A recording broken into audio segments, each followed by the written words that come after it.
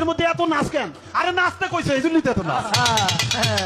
উলা হুজুবিরা বিন নাচ, মালিক হিনো নাচ, ইলা হিনো নাচ। হ্যাঁ, মিন শারিল ওয়াসওয়াসিল খান নাচ, আল্লাযী সুফি সুদুরিন নাচ, মিনাল জিন্নাতি ওয়ান নাচ।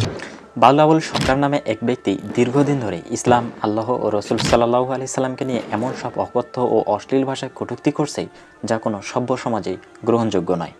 আল্লাহ মানুষ পাঠানোর সময় সবার উলঙ্গ ল্যাংটা করে পাঠাইলো, আবার এই মানুষ যখন আইসে কাপড় তখন আবিষ্কার করছে তখন আল্লাহর পর্দার প্রয়োজন পড়ছে। বাবাজি, এক মহিলা আমার সামনে আসছে, আমাকে বোরখা বললেন, না আমি বোরখা বলতাম না। আমাকে বোরখা বললে তো আপনি শয়তানের লেবাস ধরলেন। কেন? আমি শয়তানদের শয়তান সবার দেখবে কিন্তু শয়তানদের কেউ, তাহলে আপনি বোরখা বলে সবার দেখতেছেন কিন্তু আপনার কেউ দেখতেছে না, তাহলে আপনি কি? শরীয়তের গুরুত্বপূর্ণ বিষয়গুলো নিয়ে ব্যঙ্গ বিদ্রুপ করা, মুসলমানদের ঈমান ও অনুভূতিকে অপমান করাই ছিল তার মূল উদ্দেশ্য। এই জঘন্য আচরণের ফলেই তাকে গ্রেপ্তার করা হয়েছে। কিন্তু আশ্চর্যের বিষয় হলো, নাস্তিক, বামপন্থী, সেকুলার কিছু গোষ্ঠী এই অপরাধীকে মুক্ত চিন্তার শিকার বানানোর চেষ্টা করছে। তার সহকর্মীদের সঙ্গে সংঘর্ষের ঘটনাকেই ফ্রেম করে তাওহীদি জনতার উপর দায় চাপিয়ে পুরো মুসলিম সমাজকে দোষারোপ করা হচ্ছে। অথচ সত্য খুব পরিষ্কার, এই উত্তেজনা, এই প্রতিক্রিয়া কাউকে হামলা করার মধ্য দিয়ে নয়, বরং রাষ্ট্রীয় অবহেলার দীর্ঘদিনের জমে থাকা ক্ষোভের ফল। কারণ যখন আল্লাহ তার রাসূল সাল্লাল্লাহু আলাইহি সাল্লামকে নিয়ে ঘৃণ্য কটূক্তি করা হয়, তখন রাষ্ট্র যেভাবে নিষ্ক্রিয় থাকে তাতে সাধারণ মানুষের মনে ক্ষোভ জমা না হয়ে যায় কীভাবে? যেমন রাখালরা সহ আরও অনেকেই আল্লাহ রাসূল সাল্লাল্লাহু আলাইহি সাল্লাম সম্পর্কে ভয়ঙ্কর কটূক্তি করেছে, কিন্তু রাষ্ট্রীয়ভাবে তাদের বিরুদ্ধে কোনো কার্যকর ব্যবস্থা আজও দেখা যায় না। অপরাধীরা বারবার পার পেয়ে যায় বলে নতুন নতুন লোক সাহস পায় ধর্ম নিয়ে ব্যঙ্গ করার। বাউলের ঘটনা মূলত সেই দীর্ঘদিনের দুর্বল বিচার ব্যবস্থার প্রতিক্রিয়া। আসল অপরাধী হচ্ছে তারা, যারা বারবার মুসলমানের ঈমানি অনুভূতিকে আঘাত করে, গালিগালাজ করে এবং যারা এসব দেখেও চোখ বন্ধ করে থাকে। তাই প্রয়োজন বাউল আবুল সরকারের দৃষ্টান্তমূলক শাস্তি।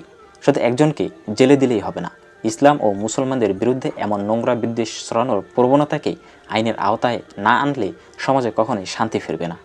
ন্যায় বিচার প্রতিষ্ঠা হোক, ধর্মবিদ্বেষী কটূক্তিকারীদের প্রতি রাষ্ট্রীয় কঠোরতা ফেরুক। বাউল শিল্পীরা ইসলামের জ্ঞান অর্জন করে সত্যকে জানার জন্য নয়, বরং আল্লাহ ও রসুল সাল্লাল্লাহু আলাইহি সাল্লাম সম্পর্কে অশ্লীল কথা ছড়ানোর জন্য। তারা শরীয়ত নিয়ে হাসি তামাশা করে, আলেমদের বিদ্রূপ করে, মানুষের ঈমান নিয়ে খেলা করে, গান আর কথার মাধ্যমে বিভ্রান্তি ছড়ায়। কিন্তু তারা ভুলে যায় আল্লাহর দ্বীন নিয়ে ব্যঙ্গ করা কোনো শিল্প নয়, এটা ঈমানের জন্য ভয়ঙ্কর অপরাধ। রসুল সাল্লাল্লাহু আলাইহি সাল্লাম বলেছেন, যে ব্যক্তি আলেমদের সাথে বিতর্কে জিততে বা মানুষকে ভুল প্রমাণ করতে জ্ঞান অর্জন করে সে জাহান্নামে যাবে। ইবনে মাজার একটি হাদিস। আর আল্লাহ তাআলা বলেছেন, তোমরা আল্লাহর আয়াত নিয়ে ঠাট্টা বিদ্রূপ করো না। সূরা তওবার 65 থেকে 66 নম্বর আয়াত। যখন জ্ঞান অহংকারের হাতে পড়ে তখন সেই জ্ঞান মানুষকে আলোর দিকে নয়, অন্ধকারের গভীরে ঠেলে দেয়। কিছু বাউল শিল্পী ঠিক সেই কাজটাই করছে। তারা দ্বীনকে নিয়ে গান বানায়, শরীয়ত নিয়ে ব্যঙ্গ করে, মানুষকে ধর্ম থেকে দূরে সরায়। এরা জ্ঞান অর্জন করে সংশোধনের জন্য নয়, বরং ব্যঙ্গ করার জন্য, অশ্লীল বাক্য ছড়ানোর জন্য।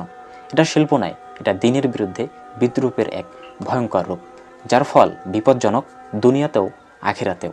তাই বলে রাখি, ইসলামের জ্ঞানকে সম্মান করো, দ্বীনকে খেলনা বানিও না। আলেমদের অপমান করে কেউ বড় হয় না, বরং নিজের ধ্বংস ডেকে আনে। প্রত্যেক ক্রিয়ারই পার্শ্ব প্রতিক্রিয়া রয়েছে। আপনি যদি তাওহীদি জনতার অনুভূতিকে আঘাত করেন, তাহলে তাওহীদি জনতা তার পার্শ্ব প্রতিক্রিয়া দেখাবে।